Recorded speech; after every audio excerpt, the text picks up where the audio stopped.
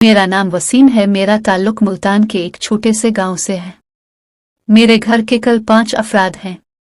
मैं, मेरी उम्मी, मेरे अब्बा जी, मेरी 2 बहन हैं। सबसे पहले मेरी बड़ी बहन है जिसका नाम फजला है। वो शादीशुदा है और 2 बच्चों की माँ है। फिर दूसरा नंबर मेरा है। मेरी भी शादी हो चुकी है। और आखिर में मेरी छोटी बहन नबीला है जो कि अभी गैर शादीशुदा है। अब मैं असल कहानी की तरफ आता हूँ। ये इन दिनों की बात है जब मैं मैट्रिक करके फारिग हुआ था और आगे पढ़ने के लिए मुल्तान शहर के एक कॉलेज में जाता था। मेरे अबुआ जी एक जमींदार थे। हमारे पास अपनी 10 एकड़ जमीन थी। अबुआ जी के एक छोटा भाई था। आधी जमीन इसकी थी, आधी मेरे अबुआ जी की थी। मेरे अबुआ जी और चाचा अपने अपने हिस्से की जमीन पे काश्तकारी किया करते थे जिससे हमारे घर का निजाम चलता था। जब मेरा कॉलेज का आखिरी साल चल रहा था तो मेरा छोटा चाचा उसने मेरे अबुआ जी को कहा कि वो जमीन बेचकर अपनी फैमिली के साथ लाहौर शहर में जाकर सेट होना चाहता है और अपने बेटियों को शहर में ही अच्छा पढ़ाना चाहता है। मेरे चचा की सिर्फ 2 बेटियां ही थीं, इसलिए वो अपने हिस्से की जमीन बेचा चाहता है। मेरे अबुआ जी ने बहुत समझाया कि यहाँ ही रहो, यहाँ रहकर अपनी बेटियों को पढ़ा लो, लेकिन अपनी जमीन नहीं बेचो। लेकिन मेरा चाचा नहीं माना और आखिरकार मेरे अबुआ जी ने अपनी भी और चाचे की भी जमीन बेच दी और आधी रकम छोटे चचा को दे दी और आधी रकम को बैंक में अपना अकाउंट खुलवा कर जमा करवा दी। और फिर एक दिन मेरा चाचा अपनी फैमिली के साथ लाहौर शहर चला गया और मेरे अबुआ जी भी घर के होकर रह गए। मेरी बड़ी बाजी की उम्र इस वक़्त 27 साल हो चुकी थी। मेरे अबुआ जी ने जमीन के कुछ पैसों से बाजी की शादी कर दी। मेरी बाजी की शादी भी अपने रिश्तेदारों में हुई थी। मेरी बाजी का मियाँ मेरी खाला का ही बेटा था। मैंने जब कॉलेज में 12वीं जमात पास कर ली तो मेरे घर के हालात अब आगे पढ़ने की इजाज़त नहीं देते थे और मैंने भी अपने घर के हालात को मद्देनजर रखते हुए अपने अबुआ जी पे बोझ बना गवारा ना किया और घर को संभालने का सोच लिया। मैंने यहाँ वहाँ पे रोजगार के लिए बहुत हाथ पांव मारा लेकिन कोई फायदा नहीं हुआ। फिर मैंने बाहर के मुल्क जाने का सोचा। पहले तो मेरे अबुआ जी ने मना कर दिया, लेकिन फिर मैंने उनको घर के हालात समझाकर कायल कर लिया और अबुआ जी के पास जो बाकी पैसे थे इन पैसों से मुझे बाहर सऊदिया भेज दिया और मैं 22 साल की उम्र में ही रोजगार के लिए सऊदिया चला गया। सऊदिया आकर पहले तो मुझे बहुत मुश्किल वक्त बर्दाश्त करना पड़ा, लेकिन फिर कोई 1 साल बाद में यहाँ सेट हो गया। मैंने यहाँ आकर ड्राइविंग सीख ली और फिर यहाँ पे ही टैक्सी चलाने लगा। शुरू में मुझे टैक्सी के काम का इतना नहीं पता था, लेकिन फिर आहिस्ता आहिस्ता मुझे सब पता चलता गया और मैं एक दिन में 14 घंटे लगातार टैक्सी चलाकर पैसे कमाता था। आहिस्ता आहिस्ता मेरी मेहनत से पाकिस्तान में मेरे घर के हालात ठीक होने लगे और तकरीबन 5 साल में मैं 2 दफ़ा ही पाकिस्तान गया। लेकिन इस मेहनत की वजह से मेरे घर के हालात काफ़ी ज़्यादा ठीक हो चुके थे। मैंने अपने घर को काफ़ी ज़्यादा अच्छा और मजबूत बना लिया था। हमारा घर 10 मरला का था। पहले वो एक हवेली नुमा घर ही था। इसमें 3 कमरे और किचन और बाथरूम ही था। मैंने सऊदिया में रहकर सबसे पहले अपने घर को ठीक किया। अब वो हवेली नुमा घर मुकम्मल घर बन चुका था। इसको ठीक करवा कर 2 स्टोरी वाला घर बना लिया। पहली स्टोरी पे 3 ही कमरे थे और दूसरी स्टोरी पे 2 और कमरे, बाथरूम और किचन बना लिए थे। मुझे सऊदिया में काम करते हुए कोई 6 साल हो चुके थे। इस वक्त मेरी उम्र 28 साल थी। तो मेरे अबुआ जी ने मेरी शादी का सोचा और मुझे पाकिस्तान बुलाकर अपने छोटे भाई यानी मेरी चाचे की बड़ी बेटी साइमा से मेरी शादी कर दी। साइमा की उम्र 25 साल थी। वो मेरी छोटी बहन की हम उम्र थी। शहर में रहकर शहर के माहौल ज्यादा पसंद करती थी, इसलिए मैं जब सऊदिया चला जाता था तो वो ज्यादातर अपने माँ बाप के घर लाहौर में ही रहती थी। जब मैं पाकिस्तान शादी के लिए आया तो अबुआ जी ने मेरी शादी बड़ी धूमधाम से की और मैं भी खुश था। मुझे साइमा शुरू से ही पसंद थी। वो खूबसूरत भी थी, इसका कद भी ठीक था। सुहाग रात को मैं बहुत खुश था, क्योंकि आज से मुझे सारी जिंदगी साइमा के साथ गुजारनी थी। बारात वाले दिन सब काम खत्म होकर मैं जब रात को अपने कमरे में गया तो साइमा दुल्हन बनी बैठी थी। मैंने कमरे का दरवाजा बंद कर दिया और फिर दूसरे लोगों की तरह मैंने भी इससे काफी बातें की और कस्में वादे लिए और दिए।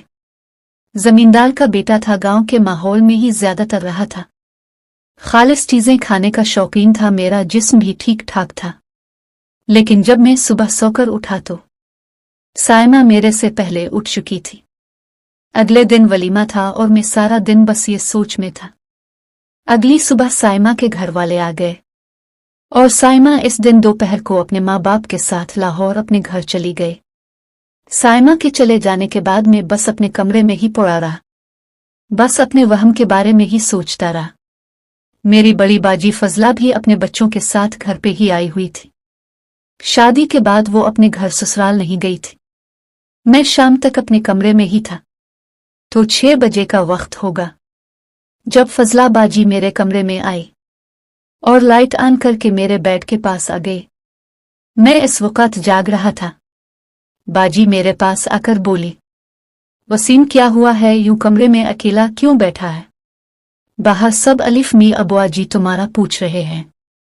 मैं उठकर बैठ गया और बोला, बाजी बस वैसे ही तबीयत ठीक नहीं थी और लेटा हुआ था। बाजी मेरे बेड पे बैठ गई और मेरे माथे पे हाथ रखा तो मुझे बुखार वगैरह तो नहीं था, इसलिए बाजी बोली तुम्हें बुखार भी नहीं है, अपने तबीयत क्यों खराब है? मैंने कहा वैसे ही बाजी थकन सी हो गई थी तो जिस्म में दर्द थी। बाजी ने कहा चल मेरा भाई लेट जा, मैं तेरा जिस्म दबा देती हूँ। मैंने कहा नहीं बाजी मैं बिल्कुल ठीक हूँ, बस थोड़ी सी थकन की वजह से है, आप परेशान ना हो। मैं बेड से उठकर खड़ा हो गया और बाजी से बोला, चलो बाजी बाहर ही चलते हैं। तो बाजी और मैं बाहर आ गए। बाहर सहन में सब बैठे चाय पी रहे थे।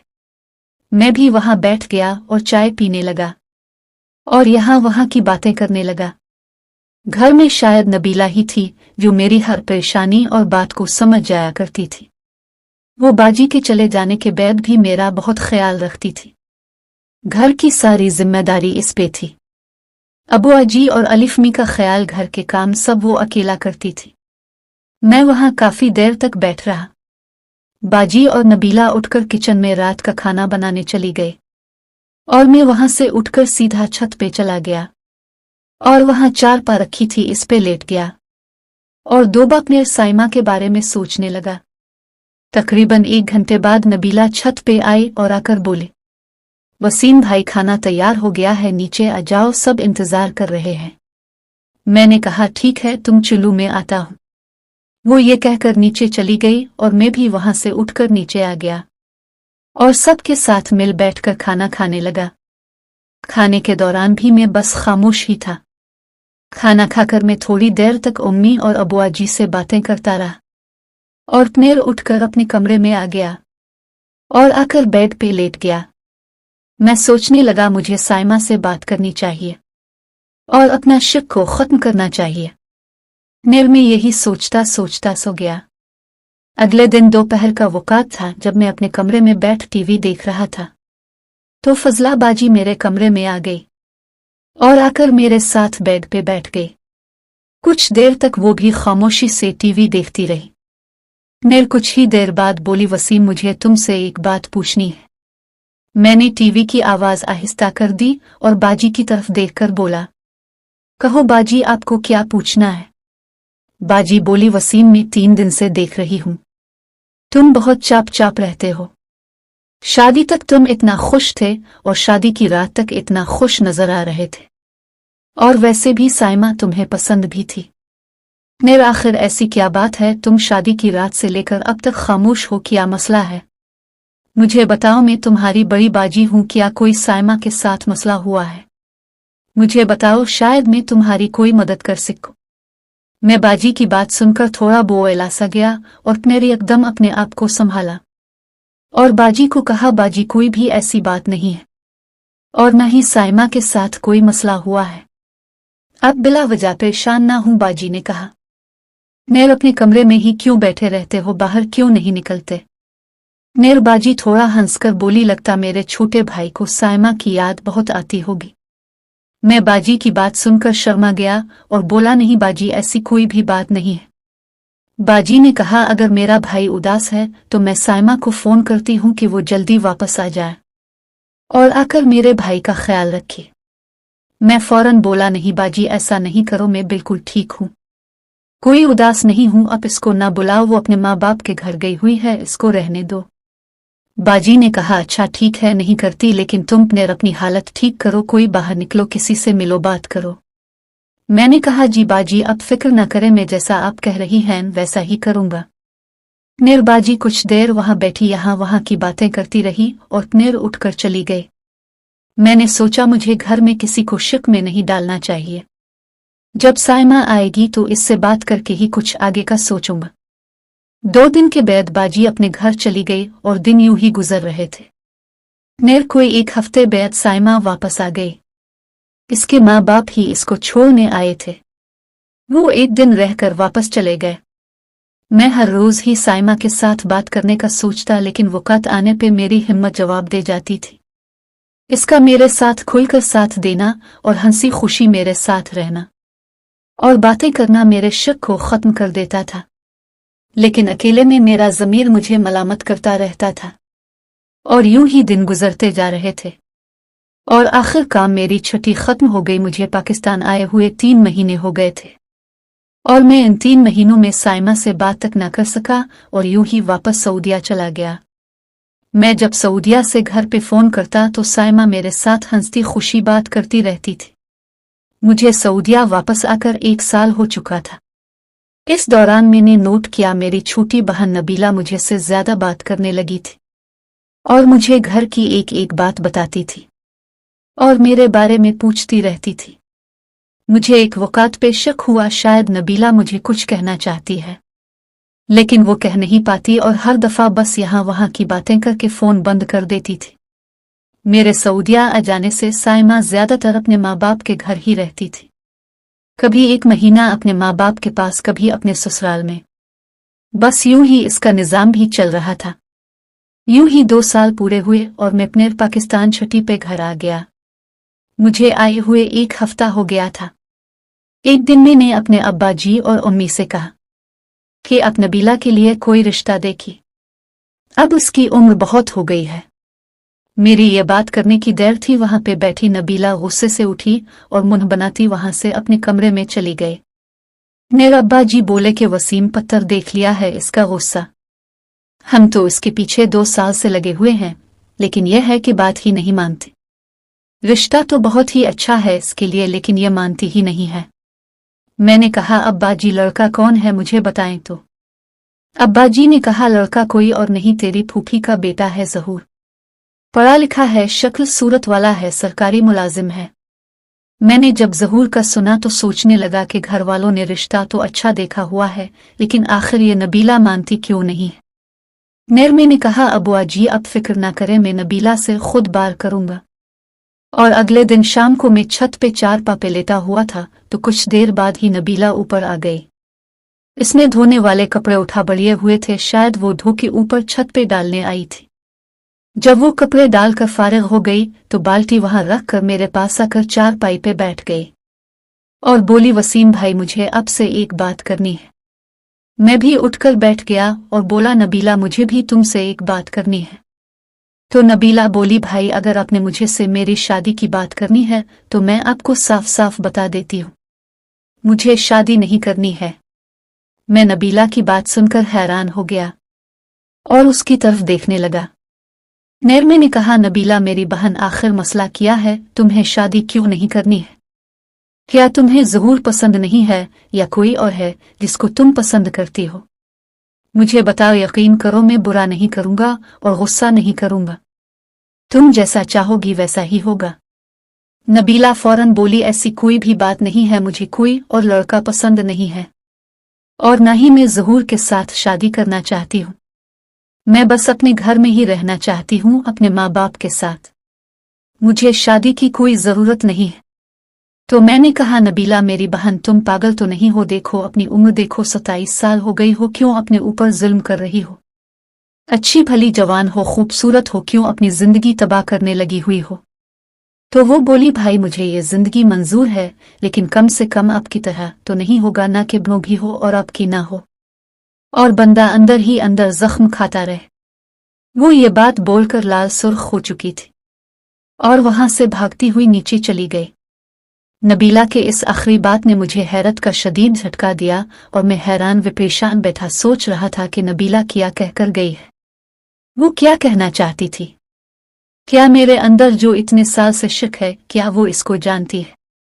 क्या वो साइमा के बारे में भी जानती है? एक दफा अपने मेरे दिमाग में साइमा वाली बात गूंजने लगी। मैं यही सोचता सोचता नीचे अपने कमरे में आ गया और तो देखा साइमा किसी के साथ फोन पे बात कर रही थी। मुझे देखते ही फोन पे बोली, अच्छा उम्मी पनेर बात करूंगी, और फोन बंद कर दिया और मुझसे बोली, आपके लिए चाय ले आऊं? मैंने कहा हाँ ले आओ, और वो किचन में चली गई। पनेर इस रात में जल्दी ही सो गया। मैं अब मौका की तलाश में था कि मुझे अकेले में मौका मिले तो मैं नबीला से खुलकर बात करूंगा, लेकिन शायद मुझे मौका नहीं मिल सका। और एक दिन लाहौर से खबर आई कि साइमा के अबू यानी मेरे चाचा जी ज्यादा बीमार हैं।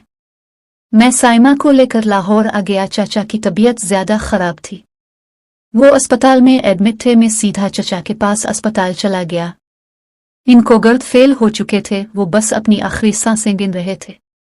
मैंने जब चाचे की यह हालत देखी तो मुझे रोना आ गया, क्योंकि मेरी चाची के साथ बहुत मोहब्बत थी।